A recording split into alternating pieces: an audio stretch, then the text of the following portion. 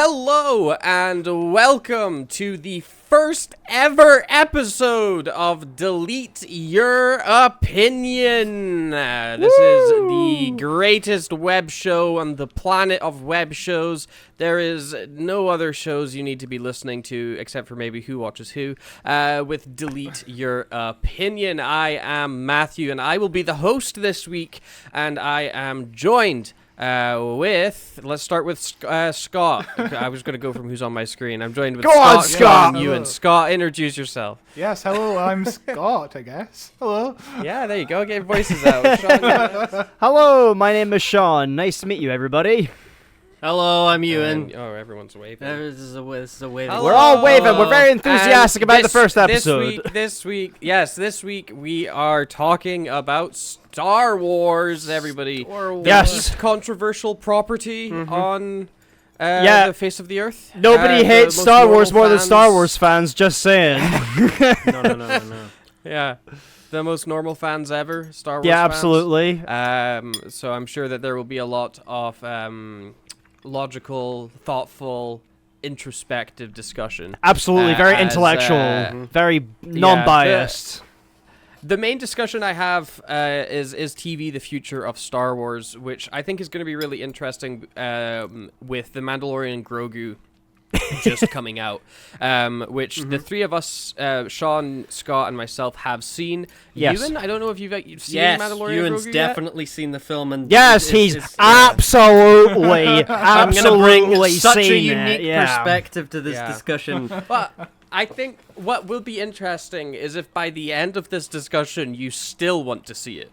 Yes, straight up, Ewan, because spoiler alert, it's not great. Spoiler alert, it's not good. No, I just thought it was. A lot of people said it was like an extra long Mandalorian episode. And Mandalorian is exactly, yeah, but that's not a like, good thing necessarily. No, it's like an extra long Mandalorian episode, but the Mandalorian episode itself is like mid.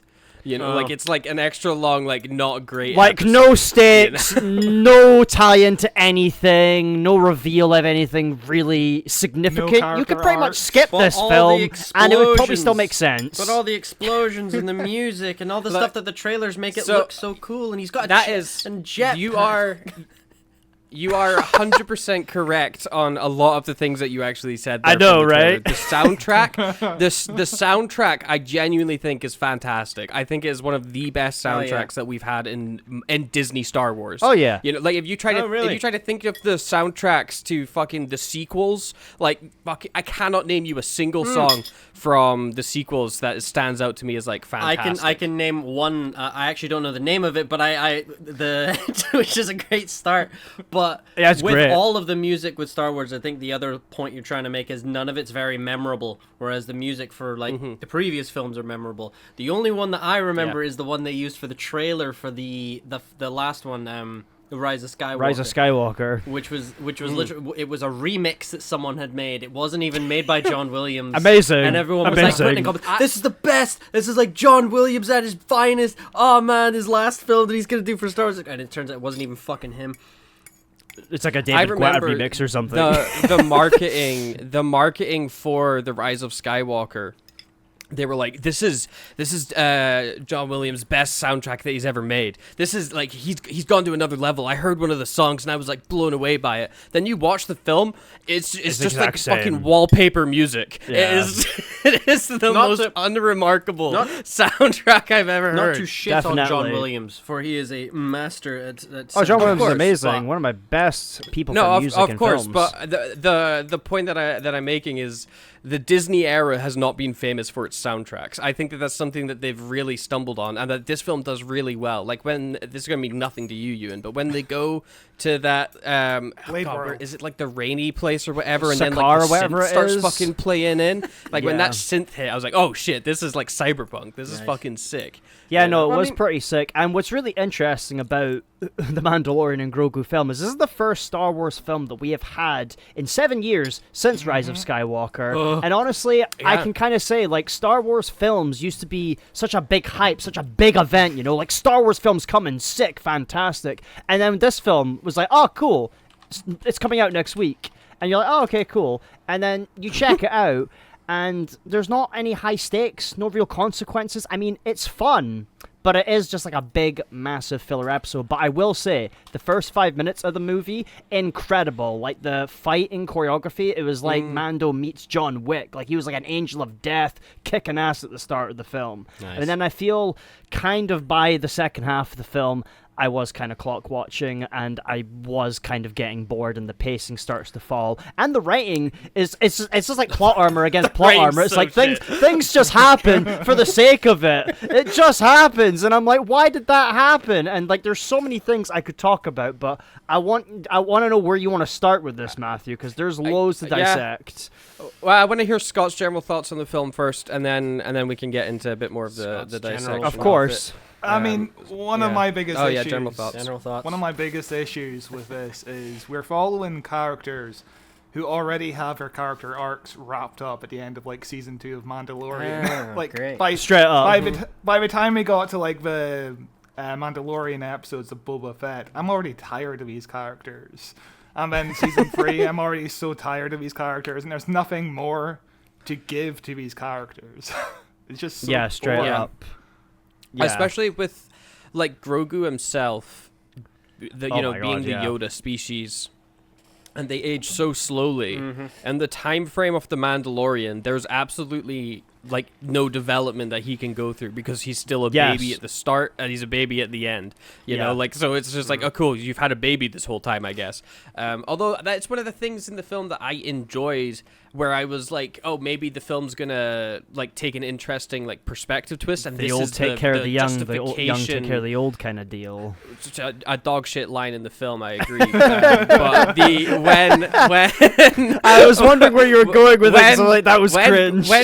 When Grogu like does his like suit up when he goes to rescue the Mandalorian, so there's gonna be some spoilers in this. What? I was not expecting that for a film I hadn't seen. There's nothing to really spoil. Yeah, there's nothing to spoil. It's fine. Really? Have you seen an episode of The Mandalorian? It's that. Yeah, have you seen season 1 of Mandalorian? When Grogu does his like armor up to go rescue Mando, I thought that was sick. I was like, okay, cool. So we're seeing now Grogu's POV. He's got agency. He's the character that we're following to go and do this like rescue heist and whatever. It's over in like 5 minutes. It doesn't really build to anything. And I would say it even murders the pace of the film, because for me the film really fell apart when the Mando gets poisoned. Oh my god, that bit, and then we spent so long with fucking Grogu in the woods and Mando's just asleep, and it just keeps going. It kills the pacing. That's the point of the movie where I started falling asleep. I got woken up by the part where baby Grogu got eaten by the frog. I got woken up by that part. That whole sequence. That whole sequence is ridiculous because it feels like very convenient video game writing where it's like, oh, Mando's been poisoned, Grogu needs to save him. Conveniently, not far from the hut, this guy just crafts and makes the fucking antidote and is like, here you go. And it's like, cool, what the fuck? All right, there was no consequence or stakes then being poisoned.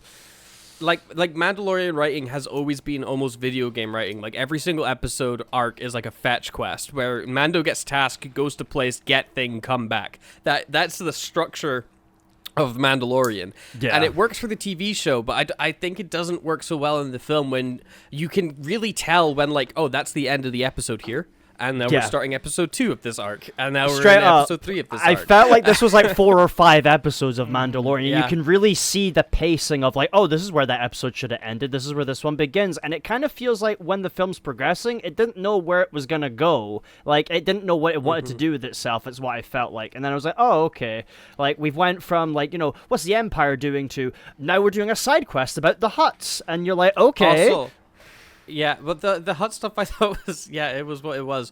But like some of the performances in the film, there was a lot of marketing around Sigourney Weaver coming in because they're like, we finally got our Sigourney Weaver, baby. She could not give 2 shits about being in that film. The shittest line she ever does in this film is, we'll see, Mando, we'll see. And then it's just like, okay, what the fuck? That was ridiculous delivery. It was the best paycheck for her of her entire life. And spoiler alert for Ewan, Martin Scorsese in this movie was like, what the fuck? fuck is this a about? monkey What is going on? I was like, why is Mm-hmm. Star Wars heavily relying on like big names for cameos for it to be interesting? Like Sigourney Weaver's barely in this film as well.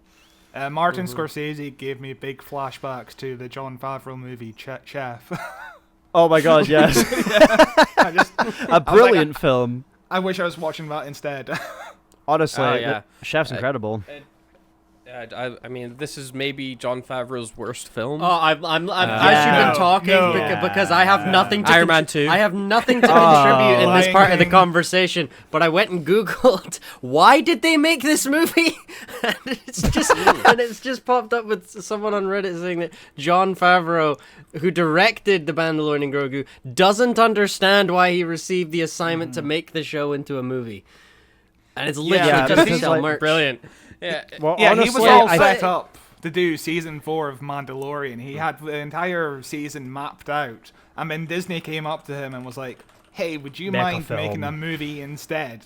So he scrapped the entirety of season 4 and just worked on the film instead, which is weird because the film feels like a season of a TV show with its episodic It really kind of does. It format. feels like a weird season 4 for sure. And Grogu's inconsistency with his powers, especially in this movie, is a little bit annoying as well, because it's like, you know, in episode 2 of Mandalorian, like, he lifts that, like, rhino fucking alien, and, like, it shows that he has incredible power. And suddenly in this movie, up until, like, his powers could have been so handy, and then near the end of the film, it's like, oh yeah, he can do the Force. And it's like, this is just convenient for the sake of being convenient. Obviously, Grogu couldn't use his Force powers earlier, because it would have just sped up the film for, like, 50 minutes. I think one of the things that hurts this film is the fact that it's the first Star Wars film in, Since what, Rise of 7 years? Skywalker, yeah. It's literally, like, Star Wars used to be a big Between- main event thing for film. Well, between Rise of Skywalker and Book of Boba Fett, Disney have cancelled Rogue Squadron, Kevin Feige's film, the Game of Yeah. Thrones guys trilogy, apparently an anthology film set on Tatooine, the original Episode 9, and also Ryan Johnson's trilogy has been cancelled as well. So they've just been floundering completely, not knowing what to do. They're like, oh, we know Mandalorian is successful. Let's bring Let's that back do that. into the cinemas. You Yeah. know, There was going to Yeah, be a Taika Waititi film as well. Is that still? I feel like Oh, that's yeah, the there was only. gonna be a Really? I feel like that's oh, the that would have been only one- interesting. I feel like that's the only one that is still on board.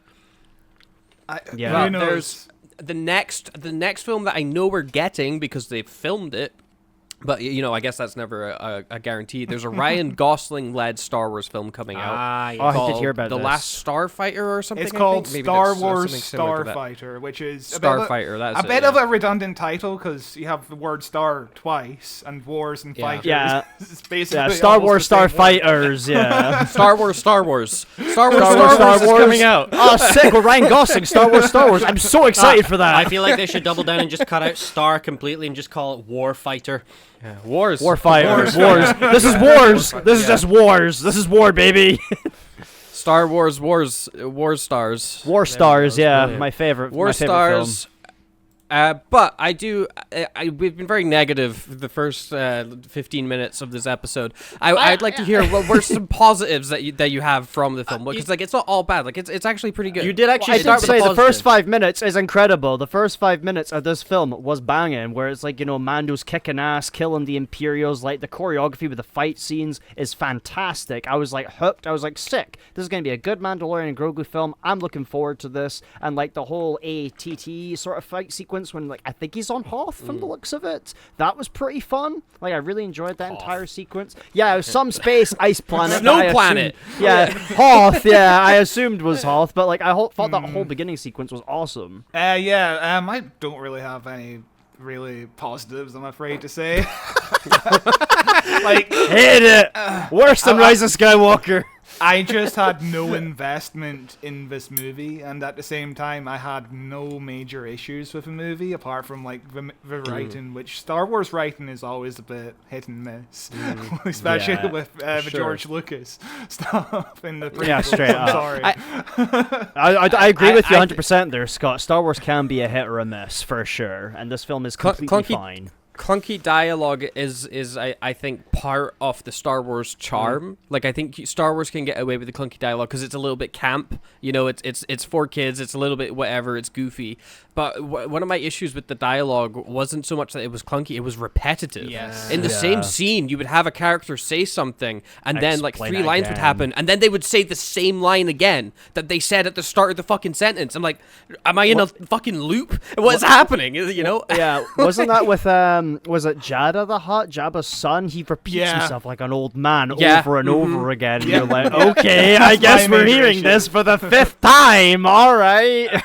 Yeah, it's when he keeps on saying, "I'm not my old man. I'm my own person." And he says, I'm that not my information- dad. He says was that so information cringe. twice to the Mandalorian and Grogu, and they've heard the information before, and it's like, why are you just repeating yourself? Yeah, straight up. I did think some like, and also Mandalorian Grogu. I know it's not a positive, Matthew. I'm so sorry, but like you could really see the formula with this film, where it's like Mando fights a CGI monster and wins, and then what happens next? Mando fights a CGI monster and wins. And look what happens. He fights another monster. Does he win? Yes, because there's no consequence in this film. Hey, but he gets Yeah, captured by the sounds of it, and then Grogu has He to go does. save him. It's like, oh, plot twist. He didn't win this time. I will say a positive. Ewan's got it. Embo's cameo was pretty cool. Who's? Embo, the know. hunter. Like he's a Oh, guy right, from Clone Wars. Yeah, from the Embo, Clone. yeah, Yeah, the okay. hunter, Sorry, yeah. I don't know his name. I fucking called him Hat Guy earlier. Hat guy. No, I thought no. that was cool because I was like, oh, cool. I recognize him from Clone Wars. It's cool to see him like in live action Yeah. form. I thought that was fun. I think one of the biggest issues with recognizing him from Clone Wars is the Hutt guy as well, the muscly Hutt. He's from Yeah, the Clone Jin- Wars. He's a yeah, little baby. he's a baby, in yeah. the Clone Wars called Stinky. And Yes, that's right, And then he's roided up But- in this film, ready to kick ass. But it's the issue that I have with Dave Filoni's take on Star Wars. Like I love Dave Filoni's stuff, and I think that he's really good and going to be great for Star Wars. But he's so Clone Wars minded. Like everything Yeah. he does is like, I remember back in the Clone Wars when we did this, everyone fucking loved it. Let's It's do just it again. nostalgia And it's bit. like- It's just nostalgia bit. But- It's like, remember the good times? like the amount of people that have seen the Clone Wars versus the amount of people that have seen Star Wars is Yeah. so fucking different. Yeah, Like, exactly. You know, and making the Clone Wars so important to watch because at this point, like, how are you supposed to like getting into later seasons of Mandalorian, the Book of Boba Fett, the Yeah. Obi-Wan show, Ahsoka, all of these shows are almost like unapproachable All if you linked haven't to the already Clone seen the Wars, Clone yeah. Wars. Yeah, you all know, linked. it's All crazy. linked. That was Yeah, a exactly. worry I had when I heard about like Ahsoka coming out because I've still not seen it. But that's the reason why. Is because I'm like, oh, she was so cool in Mandalorian. They've made a few references to stuff that happened in the Clone Wars or Yeah. Rebels, but I don't need to have seen that to understand what's going on. But then to find out, oh yeah, they're continuing the story, her story from Rebels in this show. I'm like, Yeah. well, what's the? Well, I'm gonna have to watch Yeah. that first before I watch her Yeah. stuff. And That's- I never yeah. finished Rebels because it got so up its own ass. Yeah. Referencing going back to the Clone Wars. And it's like, I'm already so fed up of all this Clone Wars shit. And this is... To be fair, the Clone yeah. Wars was peak, but we do have to move on from it. And when it Clone comes Wars to was the great, Star yeah. Wars like film format, you can make an entirely new world, a new story that would be more interesting and not related to any other plot of Star Wars. That's the whole thing of the movies, is that they do their own Yeah. things, or they're meant to. But the last time Okay, they did my- that, it was terrible. My final question for you before we move on to the next section of this episode. Do you think you would have enjoyed this more as a Disney Plus original versus a interesting. cinematic movie?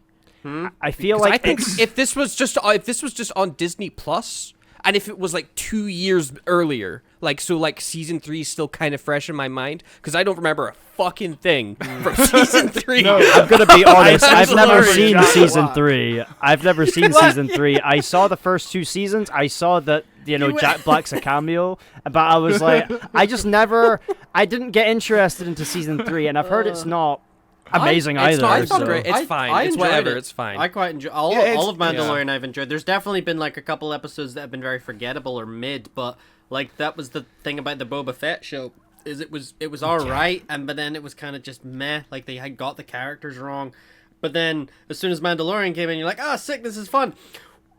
This has just turned into season 2.5 of Mandalorian. What's Oh yeah, with Boba Fett. Yeah, it was brutal. That's Star Wars' like issue when it comes to the shows like Boba Fett and all that, is they keep trying to be like, oh, remember these characters? Remember this is cool? And it's like, yeah, sure, that's fine, but let's do something different. I mean, good thing about Boba Fett, I kind of like the whole Stockholm Syndrome sequence he goes through when he's kidnapped. I thought that was really interesting. And then I kind of started losing interest a little bit because I think I only remember I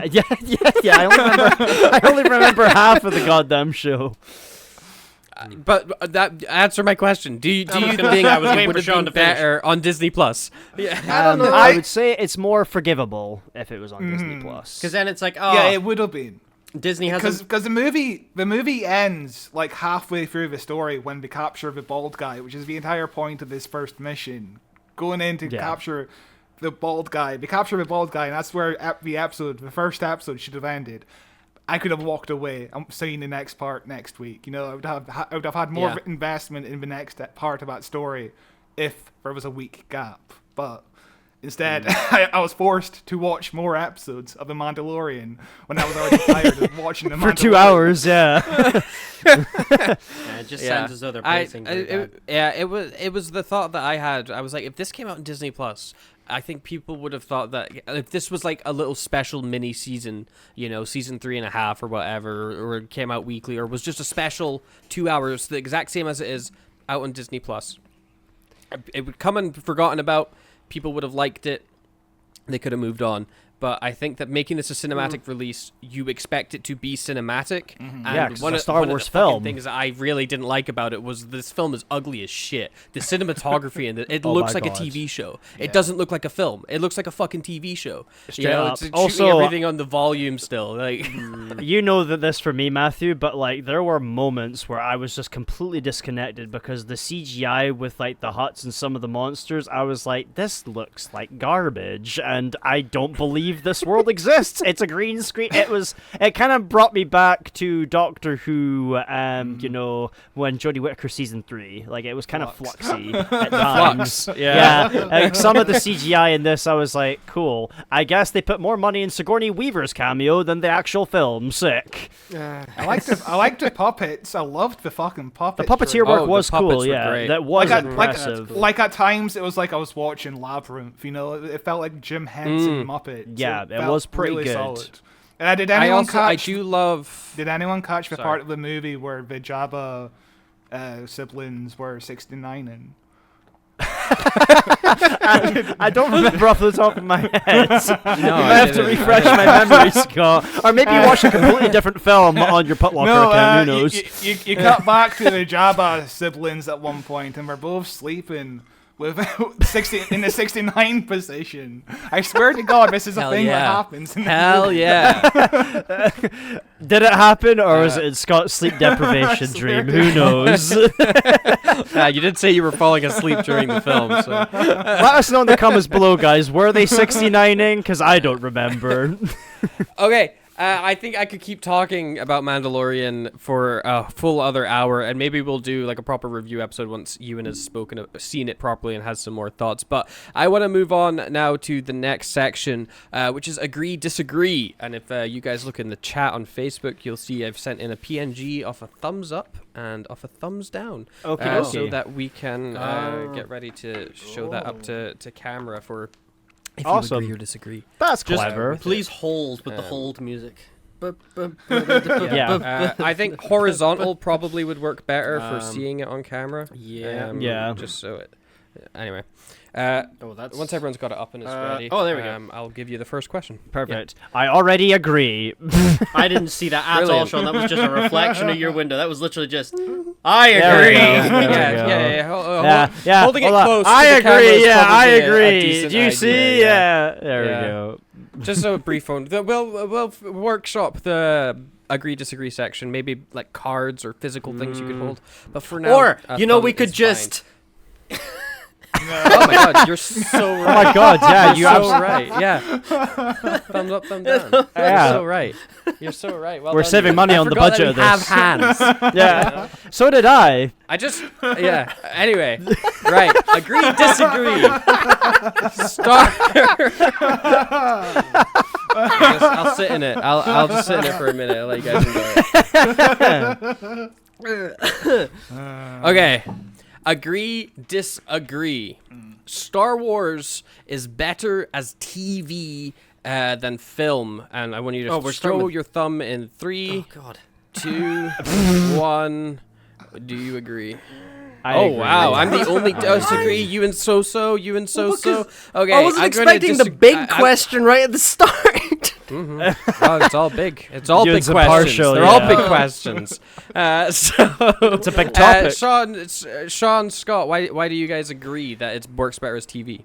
I'll let you go first, Scott. Like the original format of the inspiration of Star Wars is the old like Flash Gordon serials that George Lucas would watch in his childhood. You know, like it was 13 parts, 20 minutes. That's exactly like the Mandalorian is. Except the problem is when TV becomes like Obi-Wan, where it's supposed to be a movie. You know, what works about the Mandalorian is like episodic TV. You could just catch a new story with these two characters every single week. That's how Star Wars should be, in my opinion. I mean, yeah, I feel like in the modern era of Star Wars, it works better in TV than it has film since the sequels have came about. The sequels proved that they can't make good Star Wars films anymore, and we've not had a good Star Wars film, arguably, in a long time. Ever. And yeah, exactly. Yeah, we've never had a good Star Wars film in the history of Star Wars being around. It's all bad. But I feel like there's some good stuff coming out with the TV shows. Like you got the Darth Maul show that's really good. I hear the Ahsoka stuff was really good. I hear Andor was absolutely phenomenal. I've heard Andor is fantastic. So I feel like they've nailed the pacing, the story, and the writing, and like what Scott said, it just works coming in each week, seeing a new story, a new thing. Even you said yourself, Matthew, if this film was a TV show, it probably would translate. People would be more forgiving of it. With a big Star Wars film, you expect high stakes, high consequences, epic story, epic battles, and we get none of that in this as a film, and it is quite upsetting. So I feel like if Star Wars was to continue as TV shows, I wouldn't necessarily be too upset about it. Okay. I was the only disagree here, so I'll give my 2 cents on it. I do think it's very funny that Obi-Wan was supposed to be a movie and became a TV show, and Mandalorian and Grogu would be better as a TV show and it's a movie. What are you gonna do? But I would say that I actually agree with a lot of your points you're making. You did a very decent job of swaying me, both of you, and I was like, shit, do I even agree with myself? Hell yeah, we're the key keepers here, Scott. But I would say that George Lucas's original vision for Star Wars is that it is movies. He was inspired by the Flash Gordon stuff, but he wanted to make films, he wanted to make movies. And when Star Wars came out and has been out, they are cultural events. Yeah. Star Wars 1977, Empire Strikes Back, Return of the Jedi, the prequels, everybody sees these, they go out in droves to go big events, see it. With the TV shows, you lose that. You said even yourself, you heard Ahsoka's good, you've heard Andor's good, you've heard blah blah blah's good. You haven't actually fucking seen it because there's too many episodes, there's too many shows, there's too many where things, you're not getting a chance to actually go out and experience it, and it becomes gatekeeping. It becomes you can't get into it because we were just saying with the Clone Wars, you have to go and watch the Clone Wars before you can watch these 6 other different shows. You want to watch Star Wars? Fucking put on A New Hope. Watch the movie. Exactly. It's 2 hours of your time. It's done. It's brilliant. It's what Star Wars should be. If Star Wars is for fucking kids, it should be accessible. It should be open, and it should be a cultural experience for everybody the way that George Lucas wanted it to be. The issue you get with Disney is it becomes corporatized, soulless, money without a vision. You know, you're going from, as much as George Lucas is a weird, maybe not the best writer in the world, maybe not the best director in the world, he is still, I think, an auteur. You know, he has a specific vision, he has a specific idea, and he follows it through. When you take that to a board committee, you lose everything that made it special. Yeah. That's why I think Star Wars works better as a film versus a TV show. I mean, that's a very good point, Matthew. I absolutely agree with that for sure. I think I will also throw my sense in here, despite the fact I took a very agnostic approach. But there's a reason behind that, because there is, I promise. And Everyone's right. Can't we just get listening along? to everyone's point, I still kind of stick with the agnostic, but the way that I see Star Wars is, taking all the points that you've said, is that it's like with Obi-Wan, that was intended to be made as a movie, and then the board and the committee and such were like, no, we're going to make this into a TV show. So then they had to change it, and like all of its original concepts thrown out the window had to be like crafted into this thing it wasn't meant to be. Same thing with Mandalorian. It started off as season 4, then the board were like, okay, we've not made a movie in a while. This makes us a lot of money. We can cash in on nostalgia and all that stuff together in a movie, make it into a movie. So again, threw the original concept out the window, crafted it into a thing it's not supposed to be. But that's the thing that I think is missing from Star Wars. I want it to be what Mathew has said. I want it to be that spectacle where it's introducing new ideas. That's why I thought that Mandalorian would be that thing, because it's finally moving forward with the story.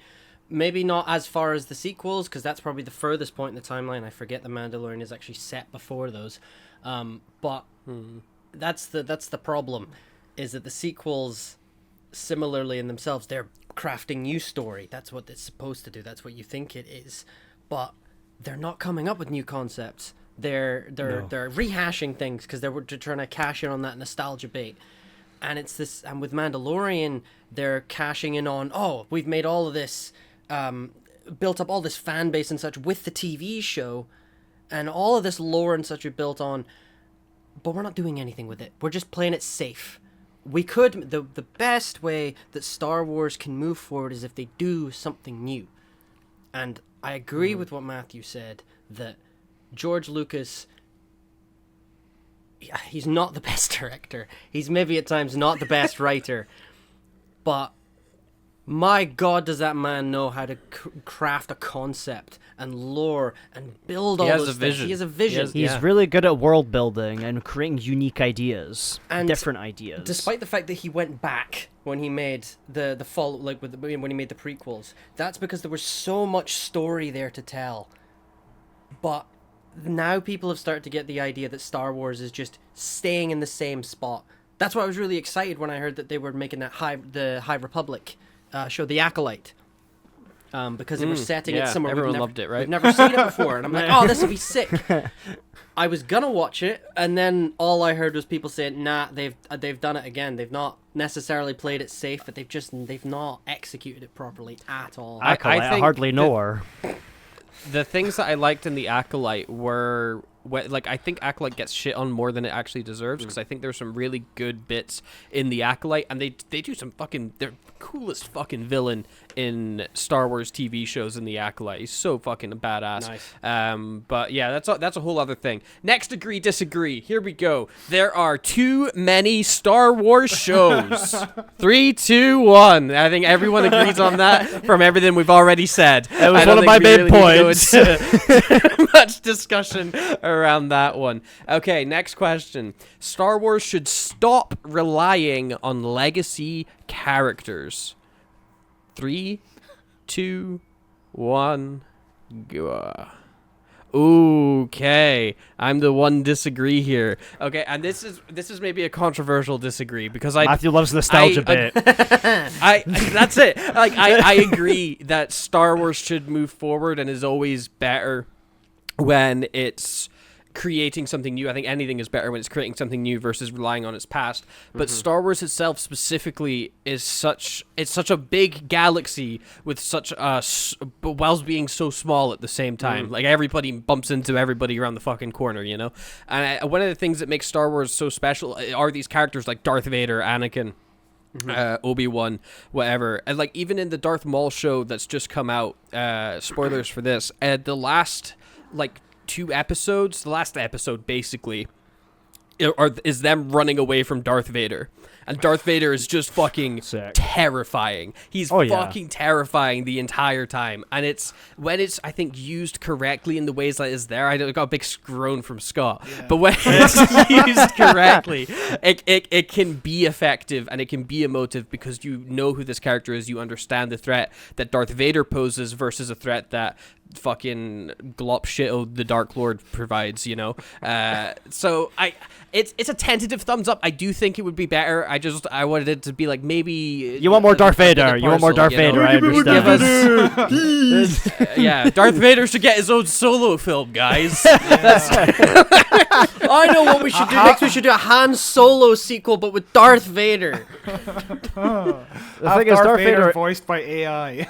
Oh my god, imagine. Well, that's the thing with Mandalorian. This film did kind of feel at times the writing was very much AI, but like I agree with you, Matthew, with your point. Like Darth Vader in general is a very strong like emotive for like story writing. Like he's such a badass villain. He's well established, and it's really hard to mess him up because he has such an aura about him, such a presence, and as long as even in like the Last Jedi, not the Last Jedi, Jedi Fallen Order, and the chase sequence at the end, title's not as good. The when Darth Vader shows up in both those games, it's fucking outstanding. Yep. Yeah. You know.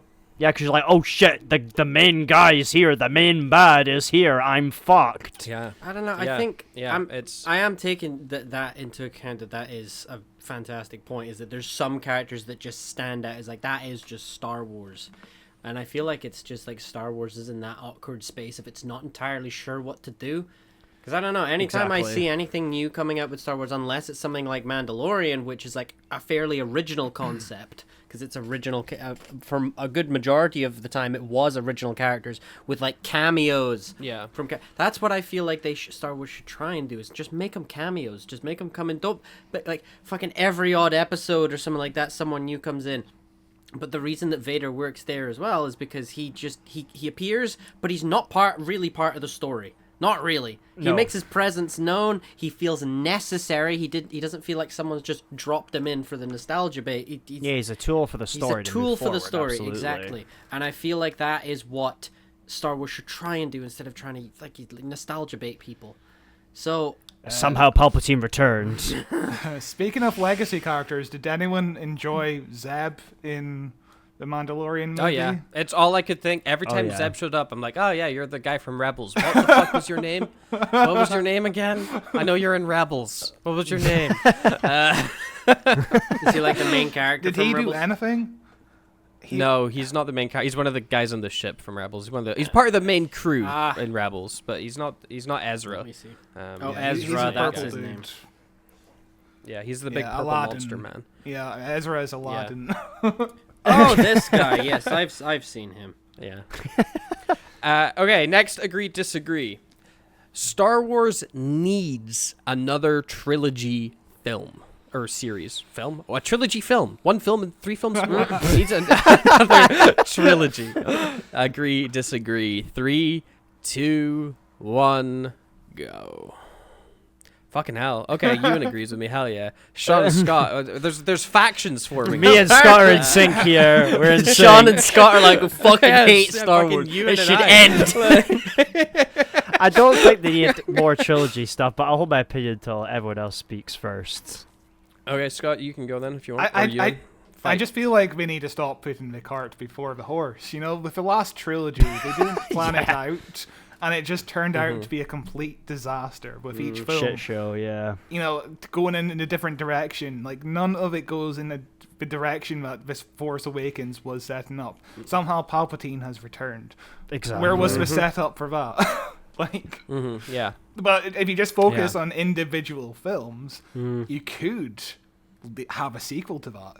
You could have 2 sequels to that, even, you know? I 100% agree with you there, There's a Scott. term I for feel that, like a great standalone Star Wars film is what we need to bring it back, to bring the hype back, to make Star Wars a big main event again. Just one singular story that's fucking banging, and if it's good enough, if people love it, then make a sequel, then make another one. See what happens with it. Develop it on the audience's reaction to it. But I feel like we just need something that, like you said, is different, brings in the occasional, like, character as a cameo that we do know about. But I think in general, for Star Wars to progress and for people to be interested, we just need a really, really good story. Like something that's memorable, like, you know, New Hope, like, you know, the originals in general, Empire Strikes Back.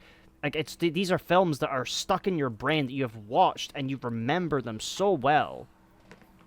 Okay, I think like I agree with what both of you guys are saying. I think they're really good points. But you said something there, Sean, which is like what I think is the thing that Disney's already doing, which is the problem. Which is you're saying that like they make a film and then they can listen to the audience reaction. They can do that. We've already had that. That was called the sequel trilogy. It was fucking dog shit because they made a film. The audience was like, okay, yeah, we like this. This was kind of fun. It was like A New Hope. And then they were like, okay, cool. What if we did something cool and weird with like The Last Jedi? And they went, no, fuck, that's awful. And they're like, okay, sorry, we tried to do anything. Here's the Palpatine's back. Hey, like us again, you know. And it straight up was that, yeah, straight up. I think that like giving a new trilogy into Star Wars, set it in a fucking time period far away, whatever, like, you know, do whatever you want to do with it, plan it out beforehand. So make sure you have a structure of like, okay, we're going to do 3 films. It's going to be like what they were trying to do before they canceled all these projects. Give it to one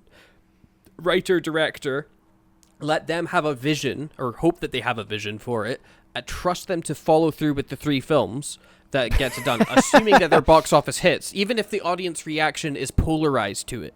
Trust that after the story is complete, because people love reacting to shit before it's even done. Exactly, you know, like it's the second film in a trilogy, and they're like, well, but all the characters are stuck in hell. They're not. How is that going to be? They're going to wrap this up in 2 hours, you know? bro. Yeah, and it's like, okay, I think if we trust art to artists, we could get something good from it, you know? And I think that Star Wars is designed originally as a trilogy, as a prequel trilogy, as a saga, whatever the fuck you want to call it, you know? And I think that it works best in the format it was originally slated for, you know? I absolutely agree, yeah. I do agree with Matthew's point, and I get where Sean's coming from with like having it be like they need a film to like, what's it called, springboard the like the films can maybe even lead up to another trilogy again, but it's like it's the board like testing the waters and such. It's like they played it safe by being like, okay, it's been 7 years since we last released a Star Wars film. Let's play it safe by also doing something relatively new by doing Mandalorian, because that's not rehashing a bunch of stuff. I feel like that was their sort of compromise, but I still don't think it was the right choice. Just by the sounds of it, they just didn't execute it well. You're 100% right, Ewan. They played it completely safe, and like it's a fun, family-friendly film. Like there's no consequence to it. You could watch it with your kids, and you'd probably have an ace time and get ice cream afterwards. You'd probably have a good day in that regard. If you're between like 6 and 10. I reckon you're going to love Mandalorian and Grogu. Yeah, the Mandalorian movie is baby's first Star Wars. You know? Yeah. Like, if you've just entered this world and you watch that, you're probably going to get hooked to Star Wars. Yeah. Which is good. I think that one of the things that Star Wars needs is younger fans. Yes. I think it needs to appeal to kids. Oh, absolutely. You know, like, because like Star Wars for our generation, you know, for I don't know if Scott's a big prequel fan as like we are, you know, but like we grew up in the prequel era. That was what Star Wars is to us. Star Wars is to us Obi-Wan, it's Anakin, it's the Clone Wars, it's droids. That was what we grew up with. People before us, that was the original trilogy. It was the Rebels, it was the Empire, it was whatever. The kids these days, it's fucking Marvel. It's not Star Wars. You know, like the Avengers. It's maybe not even Marvel anymore, you know? Like, what the fuck's the big thing right now? I have no idea. There are kids who really like the new trilogy. I do see little girls dressed up as Rey sometimes. Not that I'm near any. We weren't thinking that, Scott, but thank you for clarifying. We weren't thinking that at all, Scott. But Scott, you're not allowed near any. Jesus Christ. But like, you know, like the sequel fans to me, they're like people that like fucking Chris Chibnall's era of Doctor Who. I just don't understand. There's like some sort of cognitive like problems going on with them. There's brain damage going on. There's just brain damage. I don't know. I want to. Jesus. Oh, man. I'm dying. Actually, but I get what you're saying, because you're like, how could you like this? But like, to some people, they dig it. Some glaring flaws that you're like, overlooking. But I wish I could like it. I'm jealous. I wish I didn't have my brain. Fucking hit me in the head. Hit me in the head right now. I want to be like you. Hit me with a brick. Put me out my misery. My critical thinking brain. Oh my god. Okay, next question, and it kind of leads into some of the stuff that we've already touched on anyway. The prequels are over-hated. 3, 2, 1. Interesting. We got a big mix here. With I'm the only thumb. Scott's wavering. Yeah, Scott's wavering because yeah. Sean's in the middle. He's got to be like his fucking Scott, you gotta tag agree with team me. partner. You gotta agree with me. Yeah, you just gotta agree. He's my yes man. I said disagree. Ewan went agree. I'm gonna go first because I want to say my piece on it. I love the prequels. I am a prequel kid. I fucking adore the prequels. It's my favorite trilogy. I accept any flaws that are with it. I think the flaws, if anything, make it better. I don't like I love sans. the campness. I love it. I fucking love the awkward dialogue. I love the weird stilted performances. It's so camp. It's so unique. It's You such, turned her it's against such a me. unique vibe, you know. It's the certain vibe. Like, it's unlike anything else. I fucking love it. That being said, I think these days people can the hatred towards the prequels is not as big as it was, because people like me have grown up and can voice our really bad opinions on shows like this, and so I think that there's like camps, you know, people that hate it, people that like it, but people accept that it exists these days, you know. So I don't think it's overhated. I think it's appreciated a lot more. And time has been kind to it. I definitely think it was maybe overhated when it first released. But, you know, I was fucking not even alive when Phantom Menace came out, so. But I love them. You weren't here to bring the love to the films. Yeah.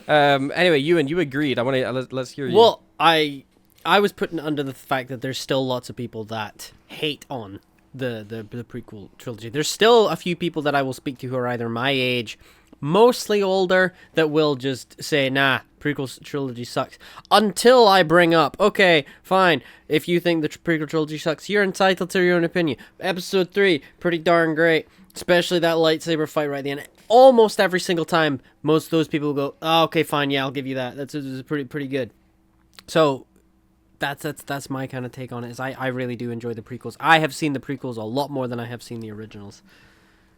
Yeah. I like, when I was a kid, my favorite was Return of the Jedi, because Luke Skywalker got a green lightsaber. You know, so like it is like, Good movie. you know, I agree. yeah, I like his green saber. The green lightsaber is my favorite color for a lightsaber. Luke Skywalker gets one. Hell yeah, that's awesome. Best movie ever.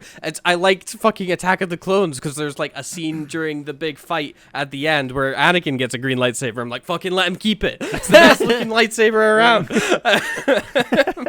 But anyway, Scott, Sean, you guys were both kind of in the middle about that. I wonder why. Well, the thing is, I originally grew up with the original Star Wars trilogies, and like when I first watched the prequels, I wasn't necessarily. Sean's a fan. actually 45 years old. I don't know that, you know. I'm actually 85. Well, like, I mean, we're talking about chronologically. I got into Star Wars through the Lego Star Wars games, and like, you know, I learned about like the prequel story through that, and I was like, all right, cool. I want to learn more about like the actual, like, you know, the other story, and I found out, oh, that's from the original Star Wars films that came out in the 70s, and I was like, what? That's mental. I thought Star Wars wasn't that old. So then I watched the originals as like a kid growing up, and then growing up, I do like the prequels now. Don't get me wrong. I've grown to love them because, like, when I first watched them, like, I felt like the acting from Anakin wasn't great. The dialogue is weird. It's a bit wooden. It's a bit stiff. Episode 3, though, I've always loved. Always love Episode 3. It's mostly Attack of the Clones that's kind of a garbage film. And to this day, I'm like, love it, man. It's all right. It's not the worst film. And over time, I feel like it doesn't deserve the hate that it gets, but I don't think it should be like, oh, it's perfect. It's absolutely perfect. You've admitted yourself, Mathew, there's a charm and an element of weirdness to when Star Wars gets awkward and gets a bit strange. It's what you expect from Star Wars because it was made by George Lucas, who made this crazy, insane world. And, like, you know, over time, you're like, okay, cool. these things are passable, these things are fine, and like, you know, Jewel of the Fates soundtrack is phenomenal. I will give it that. It is like it's the most iconic Star Wars soundtrack out there. Like, most people that hear that immediately think of that Darth Maul fight with like Qui-Gon and Obi-Wan. Like, it is fucking outstanding.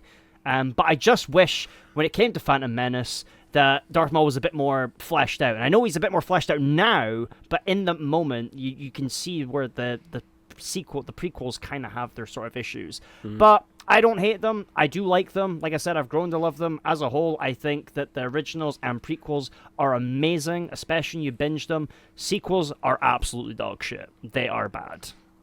Oh, interesting.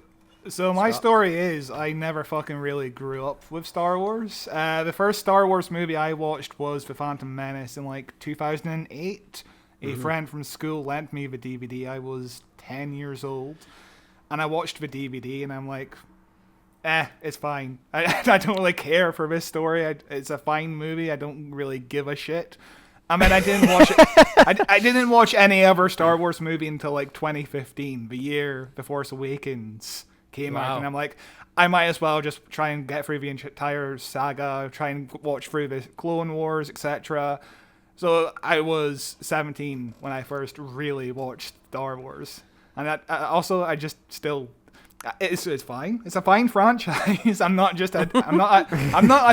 attached in the same way as you guys are. Sure. I like movies in the franchise. I like TV shows in the franchise, but I'm not ride or die for Star Wars. Yeah, Star Wars is life for you. Absolutely. Yeah. That's interesting because like for me, like I don't remember a time in my life without Star Wars. Like I grown up in Star Wars. I've played all the fucking games as a kid. I watched all the films on repeat as a kid. Like some of my earliest memories are Star Wars related. You know, so and I think that does something specific to your like critical thinking skills. Yeah, especially when you're developing brain. Gets you so young, you know. But anyway, the last one in agree disagree before we move. I just wanted to add on to what Scott says. I want to throw out an interesting thing in that I'm the same as Scott. If anything, I'm worse than Scott.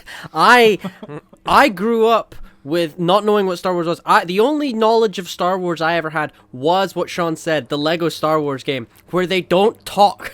So I didn't know anyone's names because I couldn't read. I didn't know who the people were because a lot of the Lego minifigures looked the same. I didn't understand jack shit. And sometimes they'd throw like TV specials on you, like on ITV4, where they used to show movies and such, like on the weekends.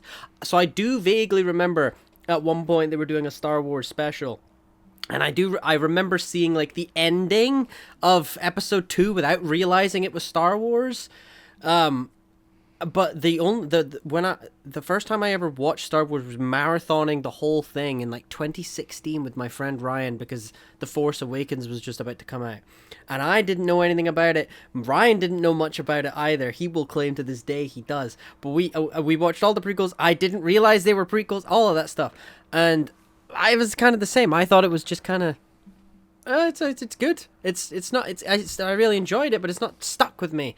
And I ended up enjoying Star Wars more, talking to other people about it, and like getting everyone else's, like all my friends, and specifically Mathew's, because I remember Mathew lending the entire Blu-ray collection to me once, and I watched it with my brother who had never seen it before, so he was roughly about the same age I was when I first watched it. But this time I'm like, okay, I know what's happening, we're watching this, we're not marathoning the whole thing in one day, because my god, we will hate the movies by the end of it.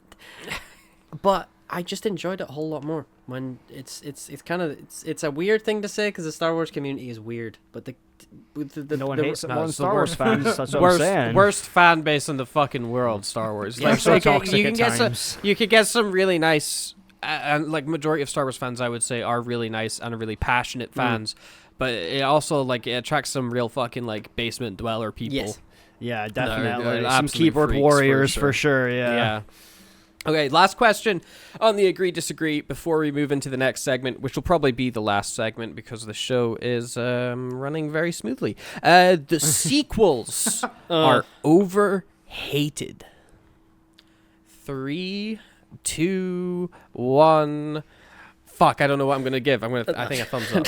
Oh, okay. I really I thought agree with everyone was Scott, gonna- Sean, and Ewan are both disagreeing. Scott, what are you That's doing? an Put your phone interesting- down. Put your phone down, Scott. What are you doing? Scott, Scott. Don't turn on us now. This is why I pay you. So he wants to take this Scott, first. He wants I to go vote first. Scott. I'm throwing Scott in the middle of the Scott. ring. Scott. What is that Scott, about? why'd you Scott? betray me?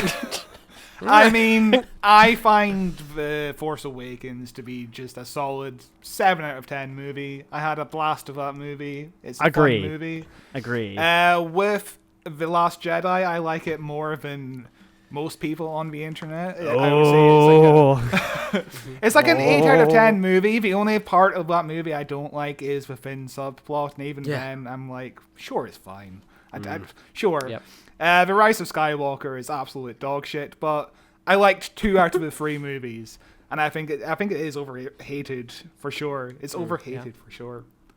Fair. Yeah, Fair enough. Okay, let's flip the perspective before we hear from me. I want to hear from either Sean or Ewan with the negative Nancy's over there. I'm gonna let Sean go because I'm mostly just gonna go off of what Scott said. Go for it, Sean. Fair. I will agree with Scott. When I first watched Force Awakens, I was like, hell yeah, Star Wars is back. Force Awakens is the best sequel film, for sure. Because, like, the pacing's good, brings back really cool, iconic characters. Like, it's able to have a really good story that's driven and feels like they're leading into stuff. And then Last Jedi comes along and does absolutely nothing with all those things and tries to do new ideas because it's new directors, new writers, and you can really feel that they're desperate for a Star Wars story and they don't know where it's going. And Last Jedi is the worst one. I don't know. I would say Rise of Skywalker's worse, but Last Jedi is kind of on par for me, and I like That's one out of crazy. the 3. That's crazy to me. So, like, I That's crazy to feel me. like when people say, oh, the sequels suck, I'm like, yeah, they do. Like, the first one had promise, but then they kind of suck after that. They don't do anything else with it. Okay, so, like, I agree with the sentiment that the sequels suck. Purely because, like, the sequels to me, they don't feel like necessarily art. Like, they feel very corporate when you watch them. It feels very Money-grabbing Disney films, yeah. Disneyfied, you know. Like, but The Force Awakens, I was not super hot. I loved it when it came out. As time passed, I kind of grew to like it less and less. I was always kind of iffy on the dialogue. I feel like The Force Awakens is trying the hardest to mimic Marvel-style dialogue. Yes. It's very quippy. People are loving jokes and stuff, and it doesn't feel very Star Wars-y in it, but there's still some really cool moments. I think it's a really nice reintroduction to the world and to this new era. Yeah, exactly. I fucking adore The Last Jedi. I think it is by far the best sequel. Like, it doesn't even fucking come close how good The Last Jedi is over The Force Awakens and over The Rise of Skywalker. I love the way that Rian Johnson approached Star Wars, specifically almost to upset Star Wars fans, because he saw basically Disney's plan for Star Wars. He saw, like, kind of the formula that Star Wars was falling into and went, okay, fuck that. Let's flip that on its head. Let's, like, everything that you expect is going to happen, we're not going to have that happen. We're going to do something different and actually add some interesting depth to the characters and some interesting perspectives. Is it a flawless film? Fucking no way. No way is it flawed. There's some massive flaws in the film. There's some huge issues in the film. But, like, people that are, like, that argue about that, you know, the Red Room fight scene, the choreography in that scene is cool, super yeah. fucking That controversial. is cool, yeah. There, you can watch breakdowns on that, how the choreography makes no sense. You know, watching the film, I don't give a shit. I don't give a shit that it doesn't make sense, because it's about the visual spectacle, and the visual spectacle of it is that it's fucking awesome. Because I'm not a choreography expert. I don't fucking know how to fight in a sword fight. I'd be dead in 2 seconds. You know, it's just cool to watch. And then the Rise of Skywalker. Again, I think it gets a lot of shit, a lot of justified shit. There is some really good parts in it. The fucking fight between Rey and Kylo Ren when they're, like, teleporting between places is fucking outstanding. I think Kylo Ren is consistently the most interesting character that Star Wars has had in such a long time. Kylo Ren Absolutely, is the best. He is the best character that came out of the sequels, for sure. Absolutely dropped the ball on, like, you know, not doing anything with Kylo Ren properly ever. And I think that it's so easy to focus on the negatives of the Star Wars sequels because, you know, there is a lot of negatives, but it put a huge emphasis on practical effects. It feels cinematic, you know, like the action choreography is fun.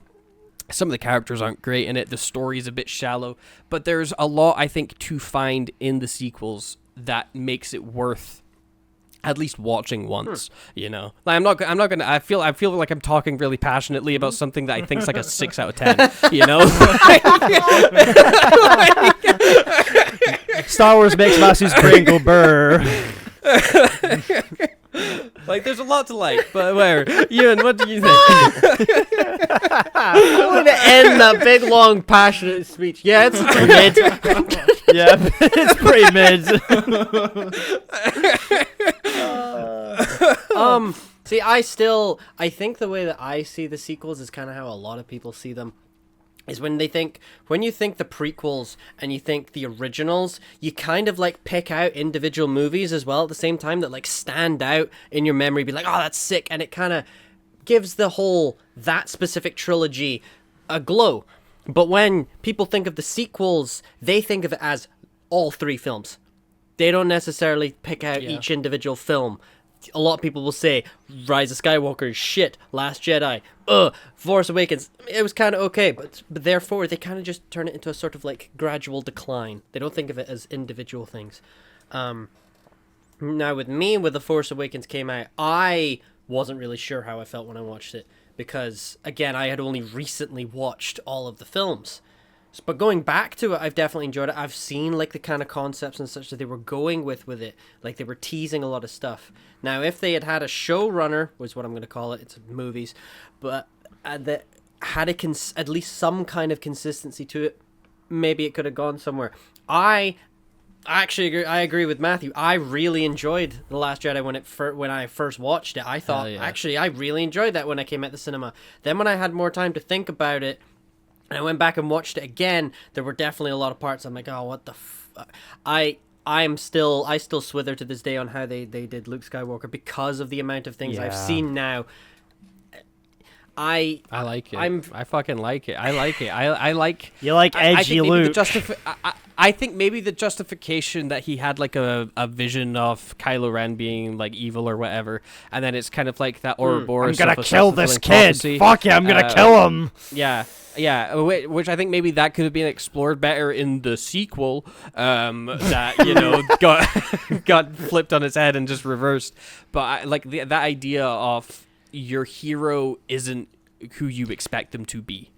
You know, like Luke Skywalker, he's the greatest Jedi that ever lived. He's still just a man. He's still just a guy with all the flaws that a guy has. I think you know? that's the problem, though, that people find with the Luke thing, because a thing about me, one of my favorite kind of characters, and a lot of people will just fucking roll their eyes and groan when I say this, one of my favorite character concepts in a story is a true good character. And it's not just a thing of like, oh, they're the Boy Scout, they'll always do the right thing. I find it so interesting when you take a character that is just at heart, just a pure good soul, and you throw them into a fucked up world. That's one of my favorite story concepts. Their morale and their compass, absolutely. Exactly. Like, do they break? Do they eventually, like, everyone hates them for such a long time? It's like, surely this must all be fake. You don't actually believe, like, blah, blah, blah. And then they start to slowly have an effect on the world and such around them. I think that's, after a long time, I realized that's the type of character that Luke is to so many people. He is like, he's the good guy. He's the good guy. He's like the Star Wars Jesus to Superman. So many fucking people. He is Star Wars Jesus up there with Anakin. That kind of thing. And so I think throwing that kind of concept onto him, where he is just a man, takes it a little too far. I like the concept of him like really having his moral thing tested, because like as he gets older, he maybe becomes slightly more cynical.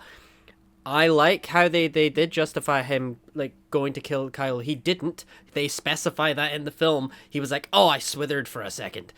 Mm-hmm. But I think the problem was more just how he was. He was just like a hermit, and he was very cynical. I'm a grumpy old man. Sure. Fuck the Jedi. Fuck the Force. Screw the Jedi. I don't want to have these powers. But, and it's like I it's the most relatable he's ever been.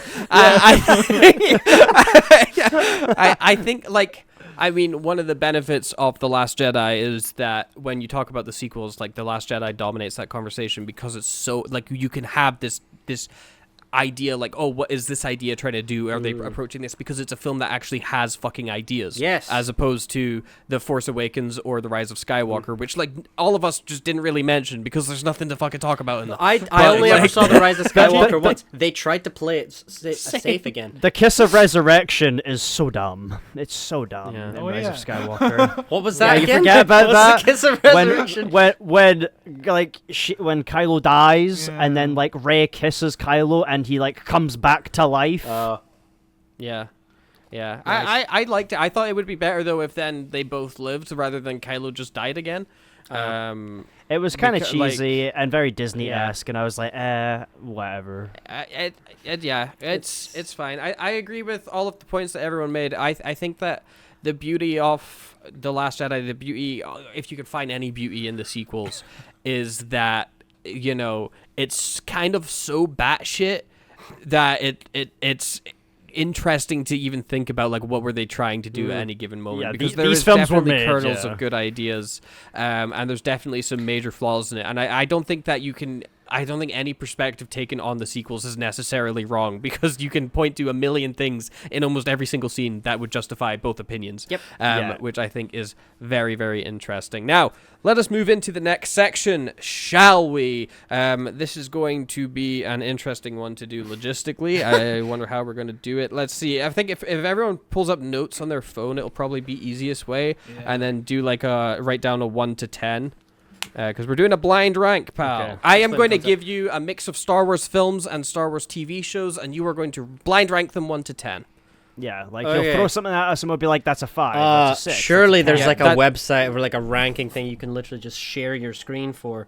Yeah, but I want to hear everyone's individual opinions. You know? Yeah, but then we decide, and then you can place that thing on that place of the ranking. No, it's not. It's Our own It's- things. it's- our own yeah, ranking. it's your own thing. It's your own ranking. It's not a collective ranking. I want to hear everyone's rankings. I got it. I understand. I'm slow in the brain. You got there, Ewan. I'm I proud of you. got Proud of you. buddy. there. Thank you, Sean. Out of 5, I'm gonna say 5 different things. Okay. 10. Fuck. You almost had it, buddy. You almost had it. Damn it.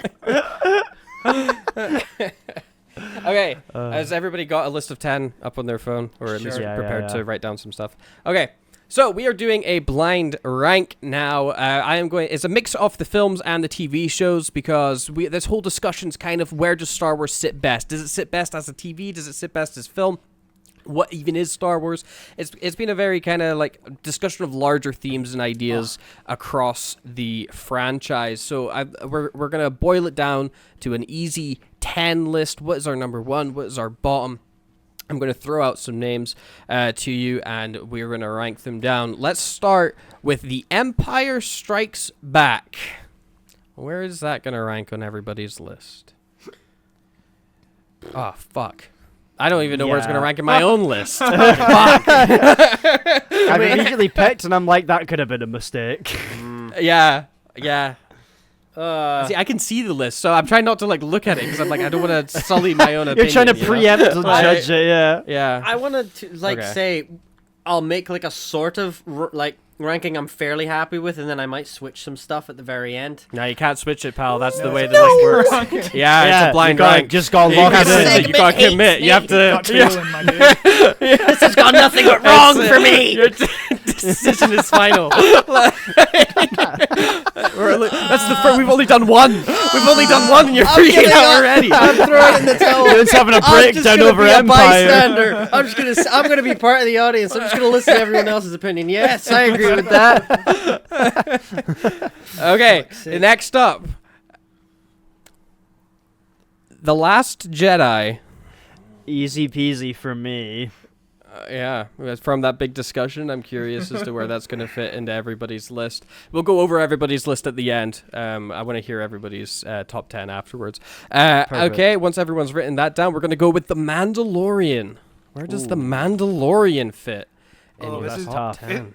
This is a tough one, because Oh, it's, fuck. Wait, we talking about it's the so movie varied in or the quality. show? Oh, it's a show. I'm Yeah, assuming the show. The The whole- Mandalorian, the show, yeah.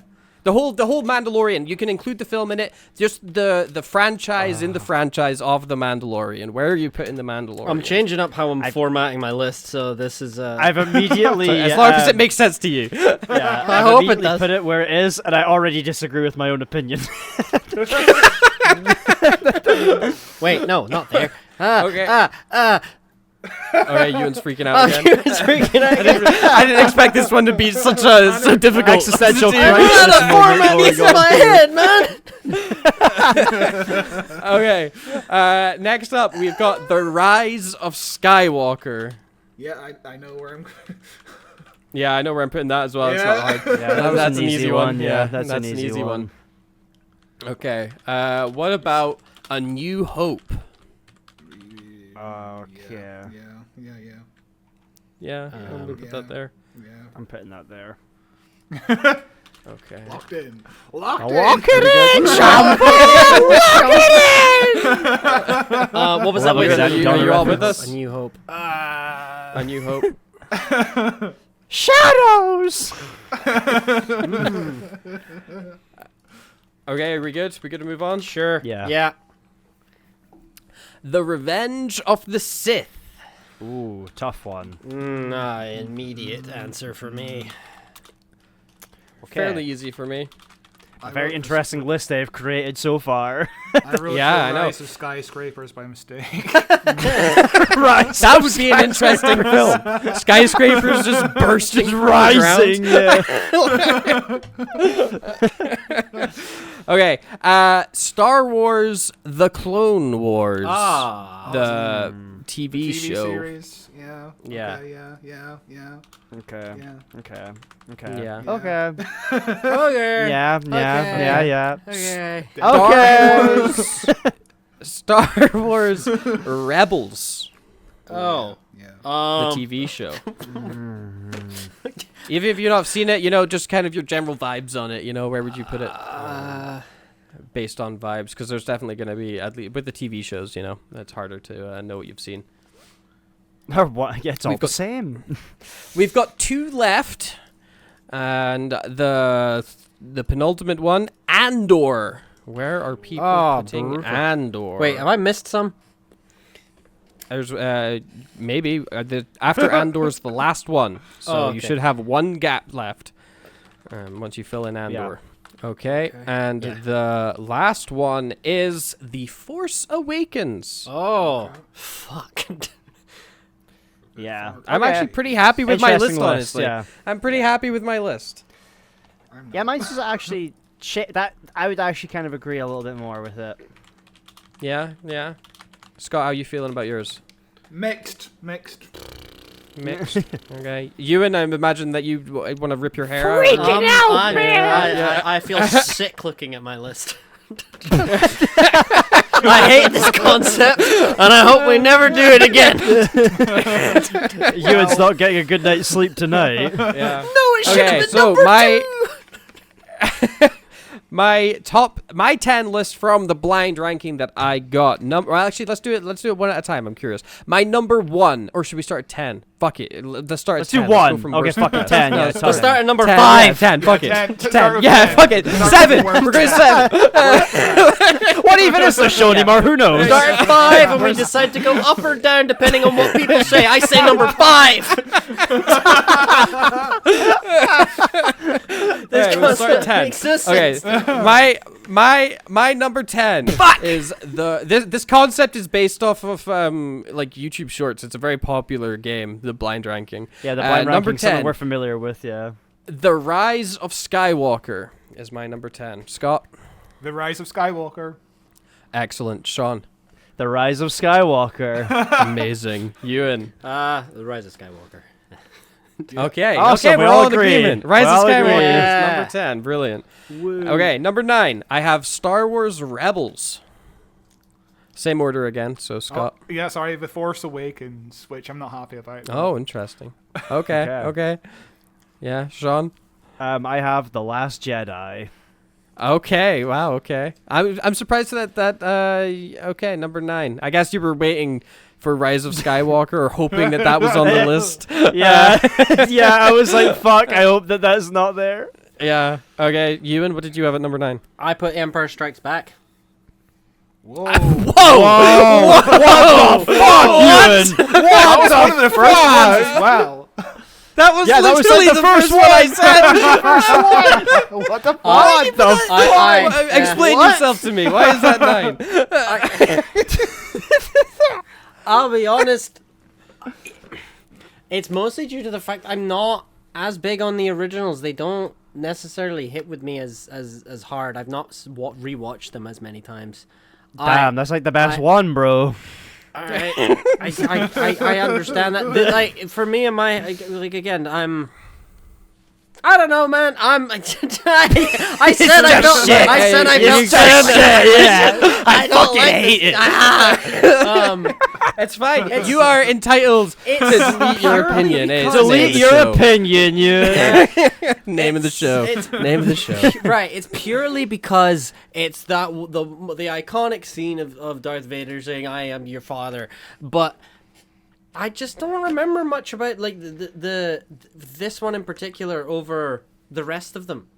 It doesn't. It's very forgettable. I really recommend you rewatch Empire because it is maybe the only Star Wars movie that actually has like symbolism and It's story like perfect. to tell. It's and, like perfect.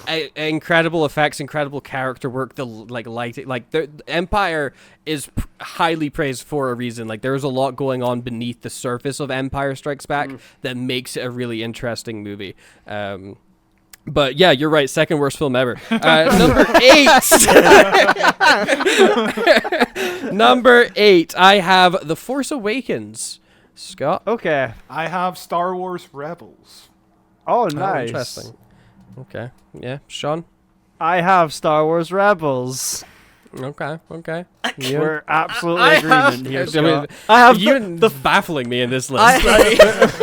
I have The Force Awakens. Okay, yeah, 50-50 okay, split. okay, hell yeah, yeah. It's, we're like kind of in agreement there. Number 7, I have got The Mandalorian. Oh, I think I've got- I put it at number 7. interesting. Revenge of the Interesting. Sith. Oh wow, okay. Motherfucker. I'm gonna fight Scott. Yeah, I might actually hunt you down, Scott. you, That's Sean. pretty low. I've put Andor, but that's because I've Okay, not seen okay. it. I've not seen it. Okay. So I Okay, don't and have an opinion on it. But I've heard it's amazing. It is very good. It's definitely a more adult Star Wars show. Yeah, it more is suitable like a for you. political thriller, you know. Yeah, so it goes over your head, I'm sure. Ewan, what was your number 7? The last, Jesus, what a roast! The Last Jedi. Jesus Christ! The Last Jedi. Okay. I think that's fair for that to be at number 7. I'm Yeah. okay with that. Number 6. It's insane that you have The Last Jedi over Empire Strikes why Back. are we not? Why are we not dissecting why Scott put the Revenge of the Sith at number 7? We Yeah. can question about it if we want. Yeah, go on. Why Scott? It's a fine movie. It's just not one of my favorites. You know, it's not great. It's you guys saw it. You two saw it when you were like 8. You know, that's like peak Yeah. Star Wars. I Came out saw when I it was when 5. I was 18. Like, Teacher, I saw it when I was 17. Matthew's 58. I love Revenge of the Sith. I think that there's so like Revenge of the Sith to me is like the perfect encapsulation of everything I love about the prequels because it has the spectacle of the special effects which still fucking hold up. Yeah. Like all these years later, for the most part, for all these years later, the effects still look fucking awesome. The action scenes are amazing. The character work between Anakin and Obi-Wan, I think he's like the Kylo Ren of the prequels. Obi-Wan like, he's is so fucking amazing. interesting. Revenge of the Sith, yeah. And you know, like even the campness, the kind of stilted performances every now and then, the awkwardly performed dialogue at points. I love these things. These are things I fucking love. Yum yum yum. stilted performances every now and again. Like, you know, yeah. There's some, but like Ewan McGregor's fucking outstanding in Sure, that he film. is. You know, like Even with a it's terrible so- script, he makes it good. He makes He's- the prequels good for sure. There's never. I will say, just you saying that has made me realize there's not really ever been a point that when Ewan McGregor as Obi-Wan says a line that I've ever gone, oh, that's a bit. Yeah, he does he it manages well. to deliver it in such a way that he's just got a level of like cheesy charm.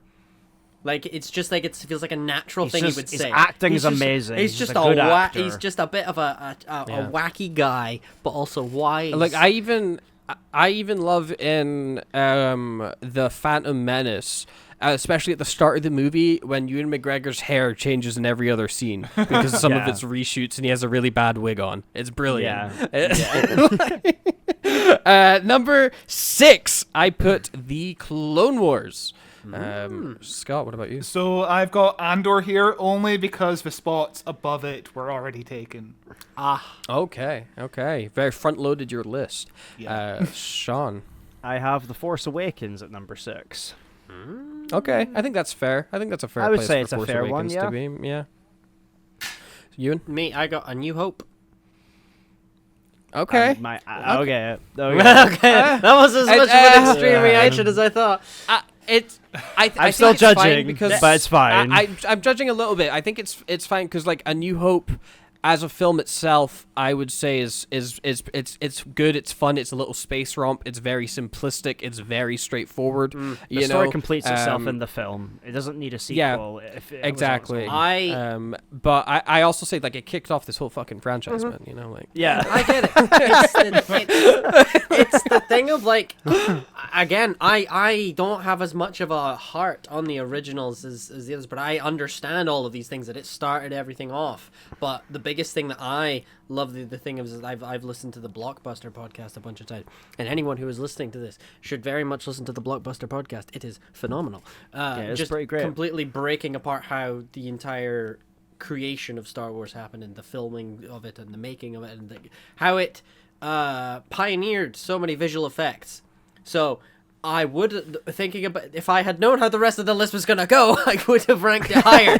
So that's the blind rank. It's a blind rank. don't like the blind rank. I don't like it. It puts you in a corner. You got to start defending a position you might not even. I'm believe in defending yourself. something I don't even believe in.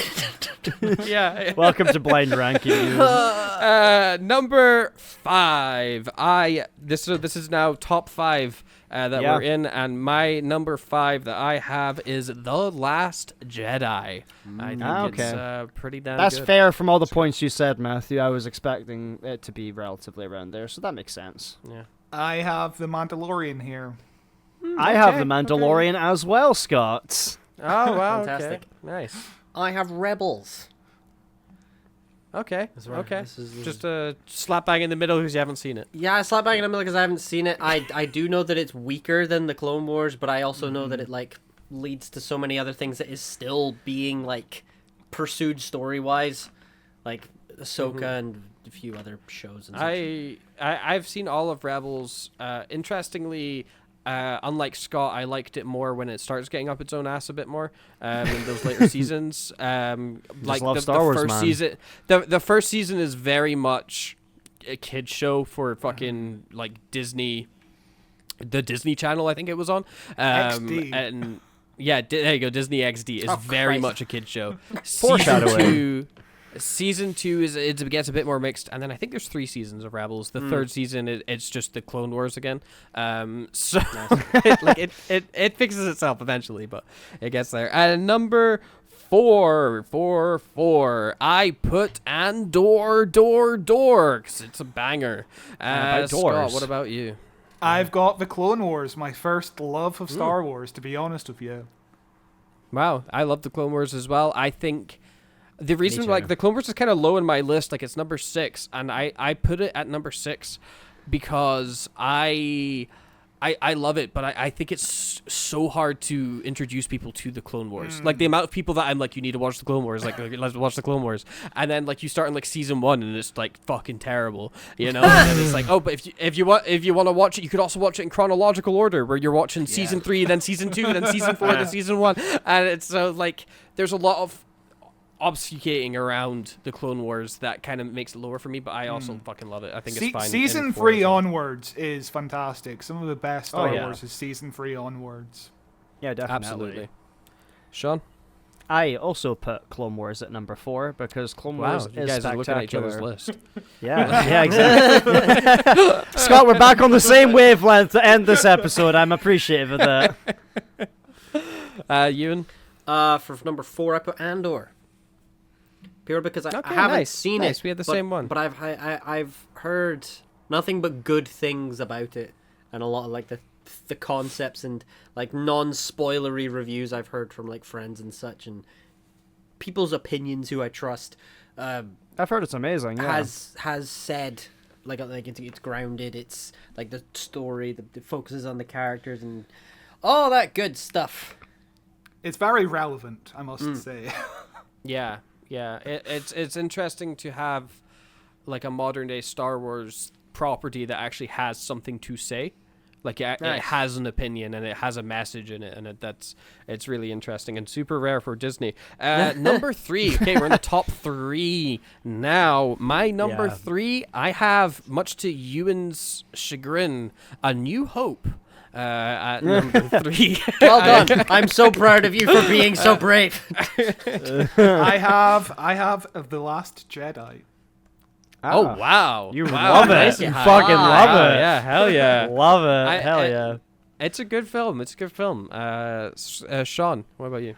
I have Revenge of the Sith because it is the best film out of the prequels. The choreography with the fight stuff is absolutely fantastic. I mean, it's the film where we get Darth Vader. It's like Anakin's like fall into like being a villain. Like the politics in it's great.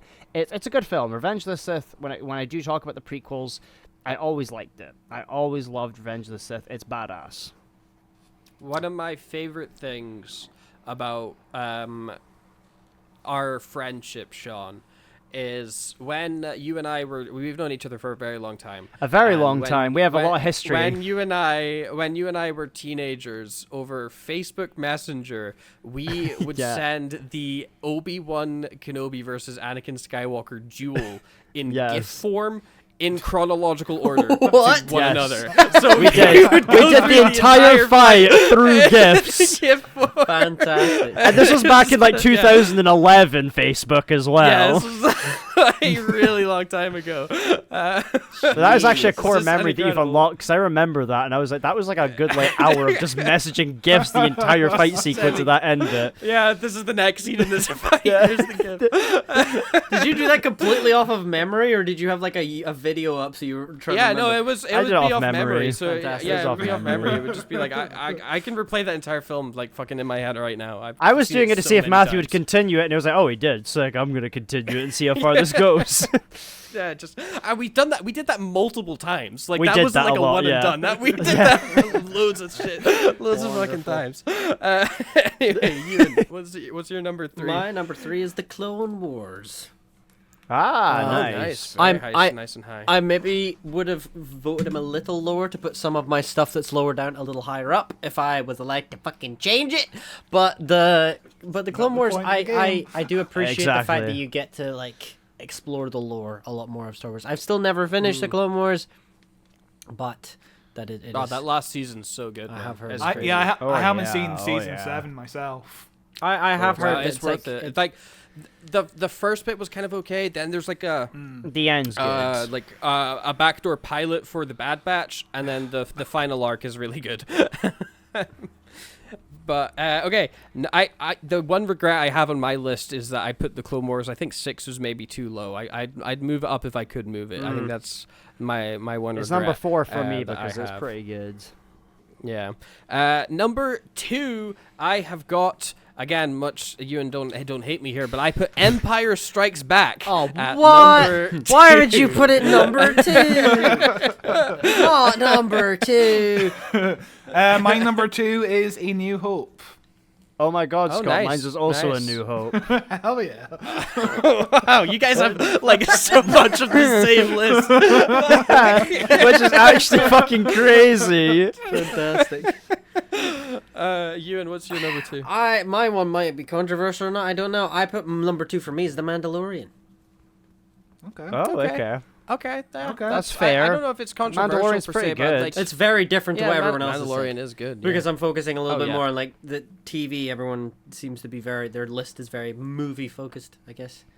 I think that's more maybe like where we come at from Star Wars. Like you said yourself, like you're a late fan of the films and stuff, so maybe more of a The present reason relationship with the shows. Well, the reason I Mandalorian, describe it is the same thing of like just summarizing everything I've said so far, is that Mandalorian feels like it's doing a good compromise of everything, where it's like a little bit of nostalgia bit because it's setting it like just after the originals, which is what a lot of originals fans would want, but then it also gives them a chance to throw in like Clone Wars and like prequel stuff in for other fans.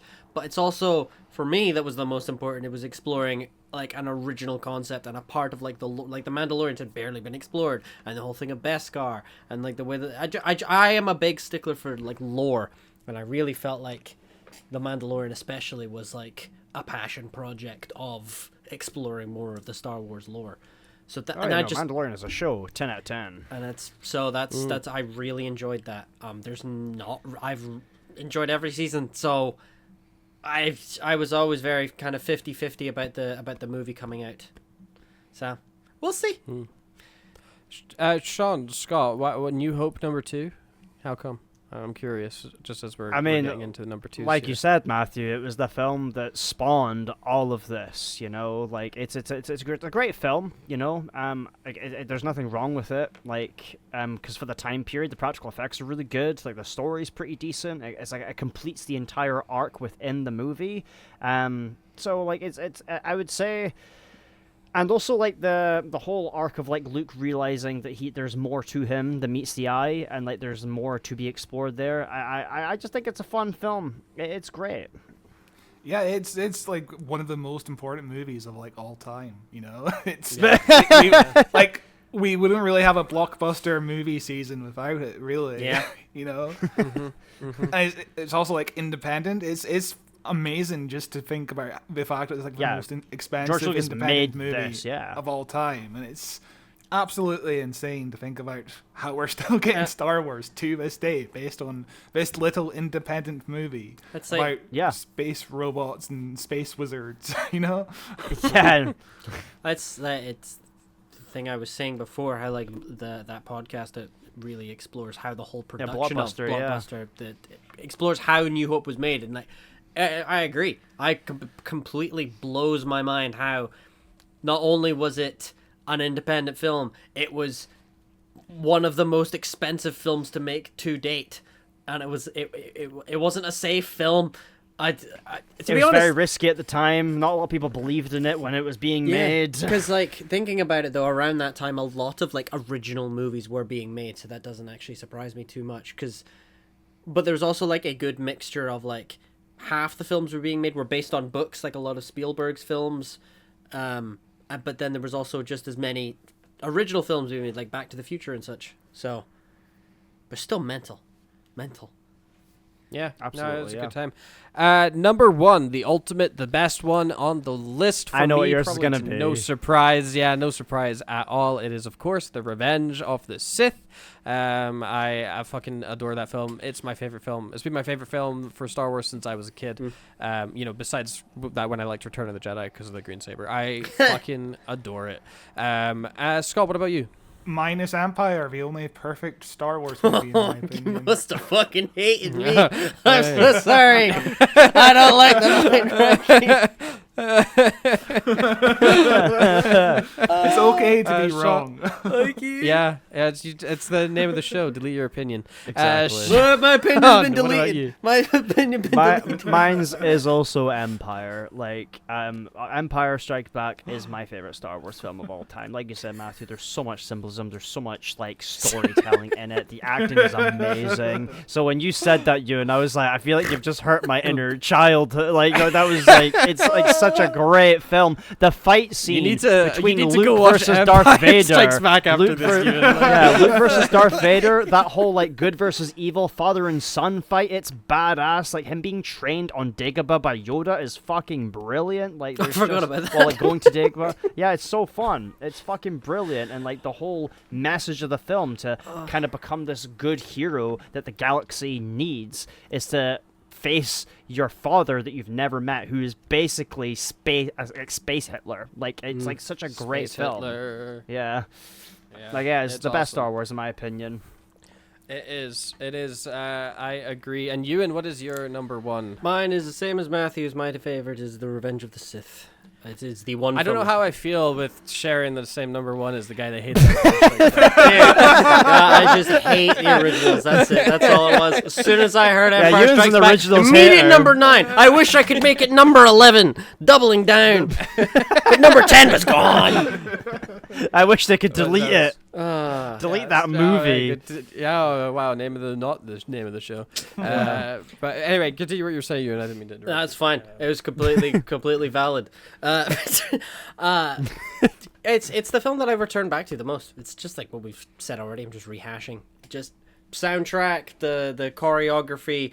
Yes, some of the dialogue is clunky, and there's some scenes that one will just move past. But the more I watch it, the more I just like it becomes like a nostalgia movie for me as well. Because that's like rewatching the films again. It was particularly that one that struck out to me as like, okay, I really enjoy Star Wars. I get it now.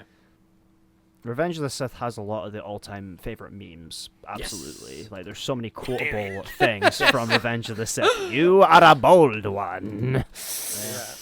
Okay, final segment of the show before we wrap up. It's been a very fun show, I think, for the first been a fun episode first of Delete Your episode. Opinion. I've been having a good time, lots of laughs. This is going to be a difficult one, so I hope you have your creative hats on. I hope you have your thinking hats on, because you have got to pitch how you would save Star Wars. Would you do another series? Would you do a movie? Would you do a trilogy? Would you reboot the franchise? What would you bring to the Disney table? What would you go to Dave Hell Filoni yeah. and be like, you need to fucking do this, and it's gonna fix everything wrong with Star Wars? And Sean, you can go first because I saw you. All right, awesome. Just made eye contact with me. I Amazing. just looked at you. I was like, he wants to do it. He wants to go first.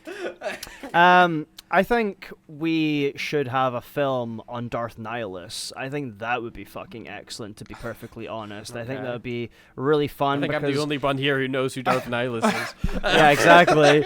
Yeah, like obviously, from like the old like games and stuff like that. Like it's based like what is like 400 or 4,000 years before It's like set the during the timeline of Old stuff. Republic. Yeah, the Old Republic sort of vibe. Yeah, because I feel like with the films, they've never done anything with the Old Republic. Like from Scott and Ewan's reaction, not a lot of people know what the Old Republic are. So I feel like it would be awesome if they made a banging Old Republic movie, because the old fans would absolutely fucking cream over it. New fans would be like, oh, what the hell is this? Oh, this is sick. And Darth Nihilus is a cool Sith Lord because he's like a planet eater. Like his Sith powers are so OP, and I feel like a film about him with today's technology with Disney's money, if with the right writers and right directors, could be a phenomenal Star Wars movie. And it kind of segues into your opinion, Matthew, where you like a good legacy character, and like that's a whole massive movie about a legacy character that's very well established in the Star Wars lore. That's okay. Would you do it? Is that like a standalone movie, a trilogy, or like just one I would do it movie just about Darth one Nihilus? big movie, one big movie about Darth Nihilus kicking ass. Like how he came about, what his like whole super objective is, like just tearing ass through the galaxy. Okay, Darth Nihilus tears ass through the galaxy. He's eating planets and banging babes. He is a planet eater. Okay, fucking hell, Scott, do you want to go next? So I'm one of those people who don't know what the fuck you're talking about, Sean. I have no idea what. So I think Star Wars should go the complete opposite direction. There was a really good book in 2015 called Star Wars Lost Stars, which was written by Claudia Gray. It's basically Romeo and Juliet set through the original trilogy, where there's a boy and a girl. One of them is fallen for the propaganda set out by the Empire. You know, they're fallen for the propaganda that all the Jedi are bad, etc., etc. And the other one is going to become like a rebellion fighter against the Empire. And there's like a love story between these. I think Star Wars needs to go into like the more like relatable territory. You know, go back to like the Luke Skywalker kind of characters, where there's like a hero's journey or a villain's journey, something that's like relatable. You know, like, and I feel like that's relatable to today's world. You know, look at Romeo and Juliet story is super not to relatable, be for sure. not to be political, but look look at the news. People are falling for propaganda every single day, and I feel like this story could be relatable for today's kind of story. You know, absolutely. the idea of being indoctrinated by propaganda and all that kind of stuff, and like, how do you live in that kind of world where you're falling in love with somebody who's fallen for his propaganda, etc.? It's a really good book if you haven't read it. Lost Stars by Claudia Gray. That's interesting. Sounds awesome, yeah. Sounds really good. Yeah, sounds really good. Ewan, do you want to go next, or will I go next? Your choice. You go next. I'm just pondering. I can go this. next, Yeah. bro, bastard. I like had fragments of ideas, and then Sean's and Scott's ideas. I was like, damn, that's better. And then I don't. No, have I any was ideas. just, I had like fragments of ideas, and then I heard theirs. I'm like, oh wow, that's a cool. What the fuck was my concept again? What was I thinking? Okay, so my idea that I'm gonna just wing off the top of my head. It's called Star Wars. We original. need to focus back on the wars. We need to focus back on the There's a war going on? aspect of Star Wars. We had the Clone Wars, which I thought was really, really interesting. And one of the interesting parts of the Clone Wars, to me, still, is I truly, genuinely think that in all of Star Wars political factions, the Separatists are the only people who are morally right the entire time.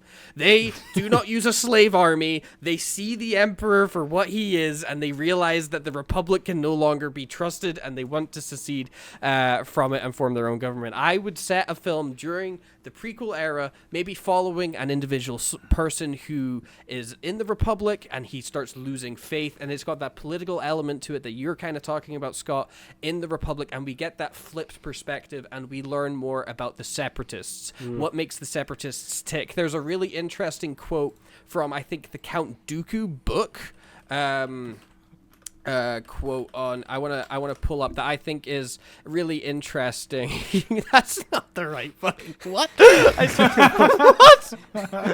searched up Count Dooku quote on Yoda, and Google's AI said Master Yoda may be small and old and shriveled up like an evil green potato, but he's my guest, and I would prefer you not hit him with a broom unless I particularly desire it. And then Anakin says, my powers have doubled since the last time we met. I wish I saw that film. That sounds amazing.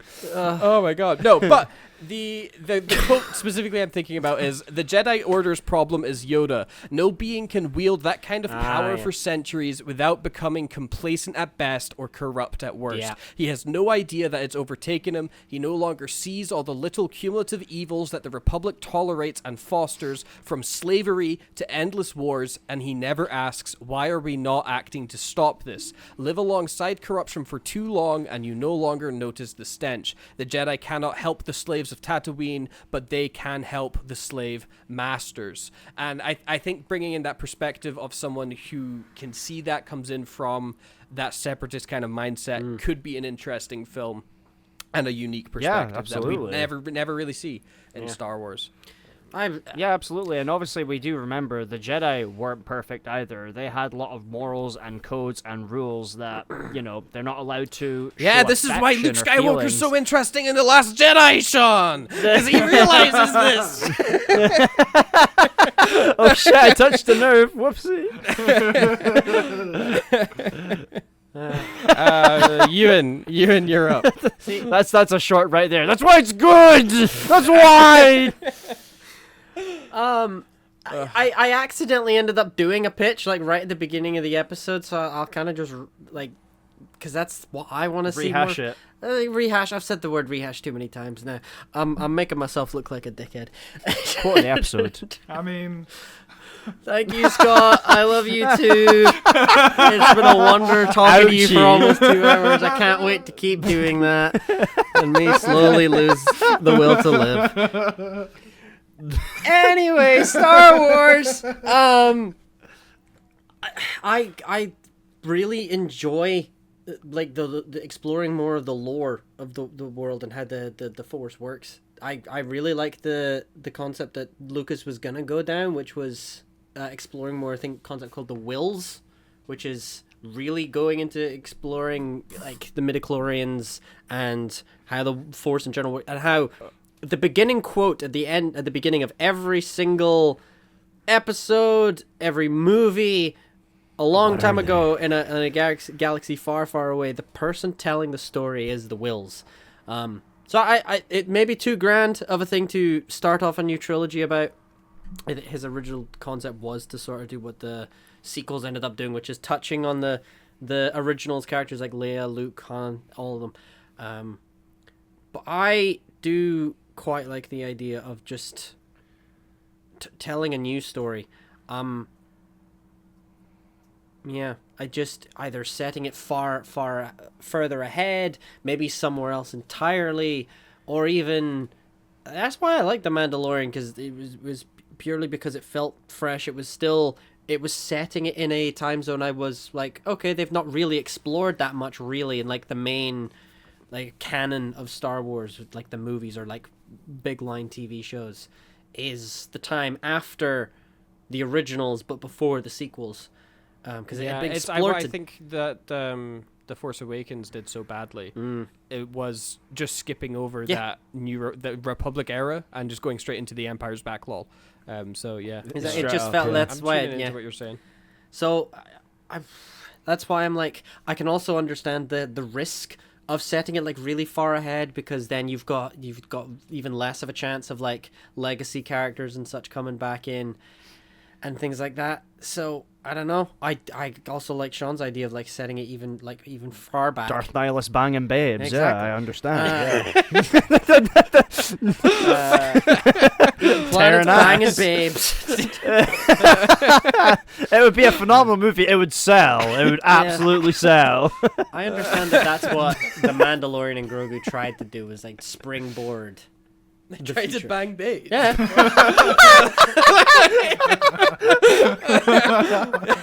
Well, it's Pedro. It's Pedro Pascal. Yeah. Oh, Jesus. Mando banging babes. That's what I'd like to see. That's kind of what I realize our pitches have turned into. What would you like to see in Star Wars? I'd like to see them trying to take some risks, tell some news stories, explore the lore more. Yeah, absolutely. There's a lot more to explore in the Star Wars universe for sure, and in movie form, definitely. Yeah, I agree. I think that those are all some very strong pitches from everybody in what has been a very, very fun, very fast hour 47. Yeah, honestly, it's flown by episode. with you guys. Absolutely flown by.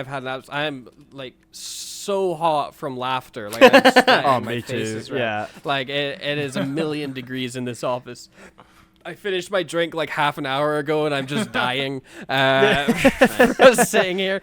But it has been a very, very good time. I look forward to doing more episodes with you guys. Absolutely. So the idea of the show as well is next episode, somebody else will be the host probably, and they'll be leading the show, much like how I did in this one. And until then, I guess make sure you can subscribe to us on YouTube. Delete Your Opinion. We're on Instagram. We're on TikTok.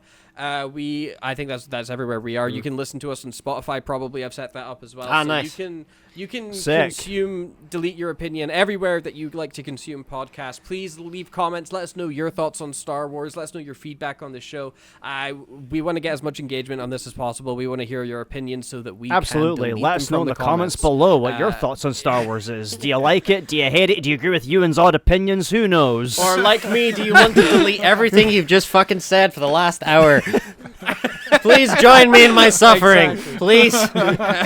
Camaraderie. But thank you very much, and Thank you bye-bye. guys. Bye-bye. End it on waving.